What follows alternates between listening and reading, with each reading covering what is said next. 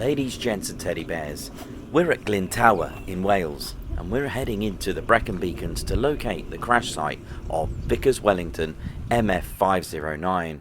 We are also taking with us a specially made replica of the Wellington with its original markings Oscar X-ray F for Freddy.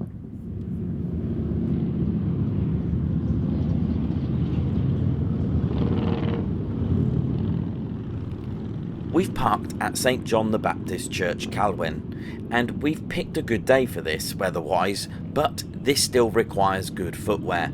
Brecon Beacons is similar to Dartmoor in that it can get really boggy, and out of nowhere you've got fog. Phone signal is also hit and miss, so we always strongly recommend to plan your route, let someone know where you're going, take a physical OS map, a compass, and if you have a GPS watch, that's brilliant, a mobile phone, and also take a power bank too so you can charge it.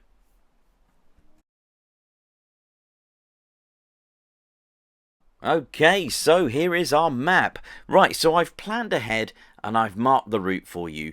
And you can see I've got two coordinates here. The one on the right is where you need to go sort of rogue and turn west.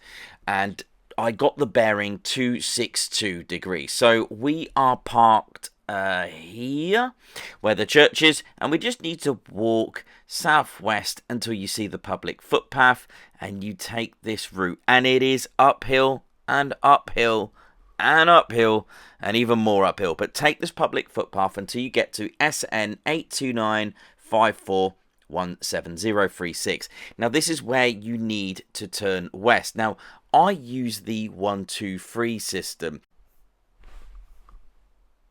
If you know where you are on an OS map, use the direction of travel arrow to point to where you want to go. Then turn the bezel so that the orienting lines match up the blue north lines on the OS map. You can then take a reading which is 262 degrees west. This is great because you know when you need to return back to that point, it's 82 degrees east for your return to this point. Now all you need to do is turn the compass so that the red arrow, not the flying one, which is called the orienting arrow, matches up, and this is your direction of travel to head for, which for us is Carreg Goch.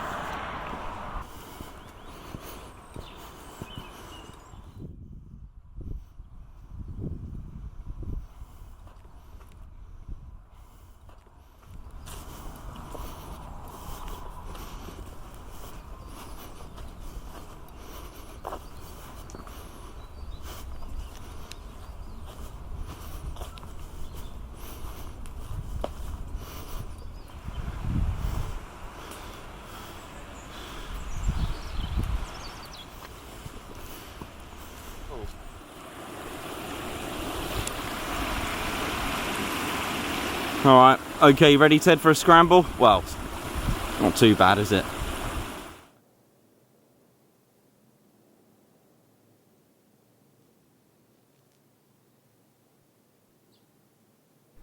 The views here are incredible, but again I must stress that it is extremely steep, but think of the way back.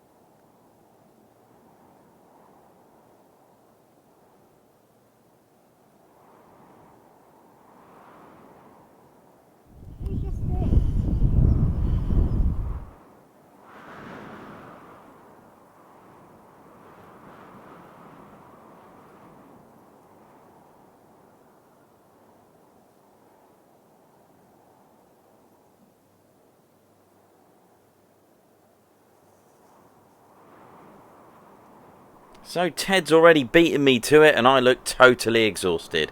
Right, this is my waypoint. This is where we need to turn west. So I'm going to use my compass now and head for Carreg Goch. Now on a clear day you can see it, but to be safe, best to take a bearing from where you are.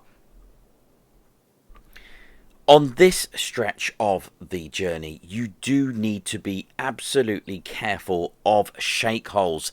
This is an area of shake holes, and they are depressions or sinkholes formed when the soil or other surface materials have collapsed or collapse in the underground cavities or fissures in the bedrock. You do need to be careful of these, and they look like craters.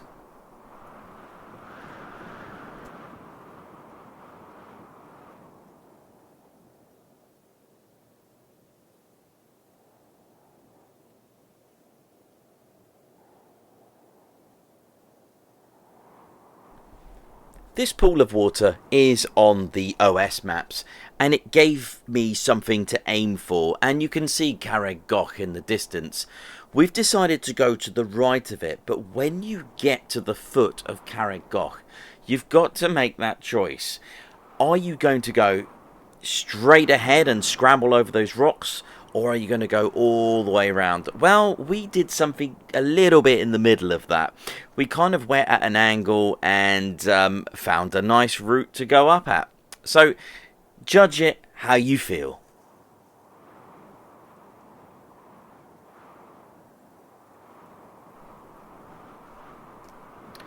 It was the 20th of November 1944, a dull, grey, damp day.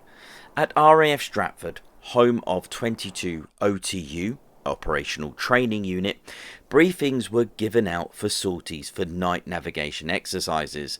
An OTU trains new airmen in various roles to operate a particular aircraft. A flight of 3 Vickers Wellingtons took off from RAF Stratford at 1926. The Wellington bombers were MF509, MF504 and LN460.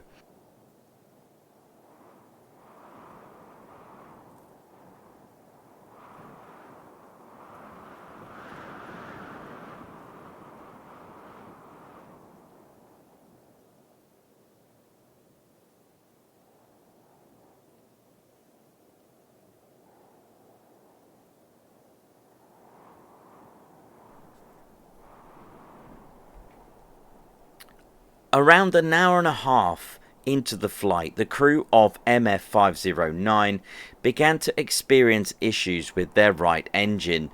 The pilot officer Charles Hamill, who was just 21 years old, tried to assess the situation and came to the conclusion that the damp conditions had potentially caused icing in the carburetor. Unlike jet engines, where fuel is injected to compressed air in the combustion chamber, carburetors mix air and fuel before they enter the cylinders, and the pilot can control the air with the throttle.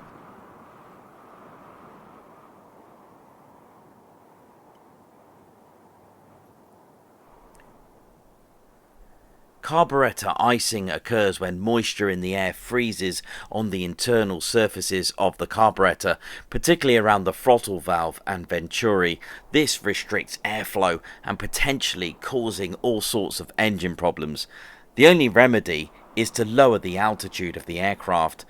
The pilot of MF509 made a radio call requesting permission to fly below the clouds, hoping to remedy the engine issue.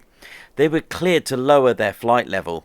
As MF509 descended, her wing clipped the southwest of Carreg Goch, causing it to lose control, crashing and breaking into pieces and bursting into flames. RAF Rescue and local people came to rescue any survivors. All 6 of MF509 lost their lives.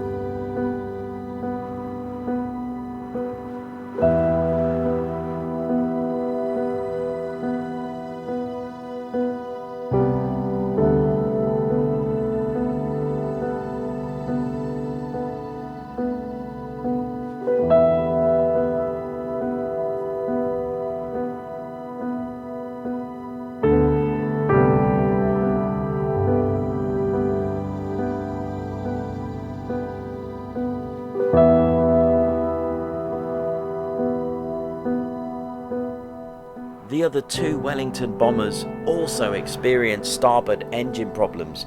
The pilot of MF505 managed to crash land his Wellington at RAF Wellesbourne Mountford, with all 6 surviving with no injuries.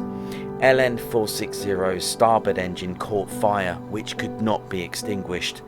3 of the crew bailed out and survived. The 3 who remained did not, as the plane crashed to the ground.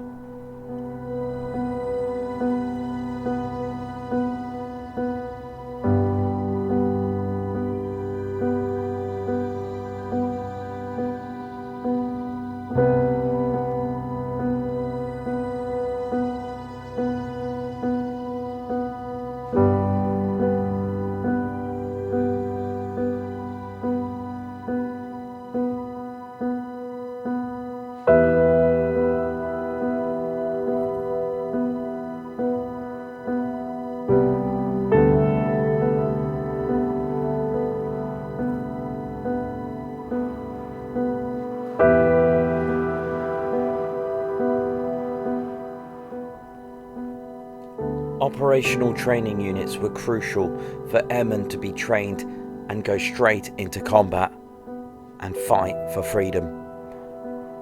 OTUs suffered around 10% of all losses in training of Bomber Command. That's over 5,000 men lost just in training.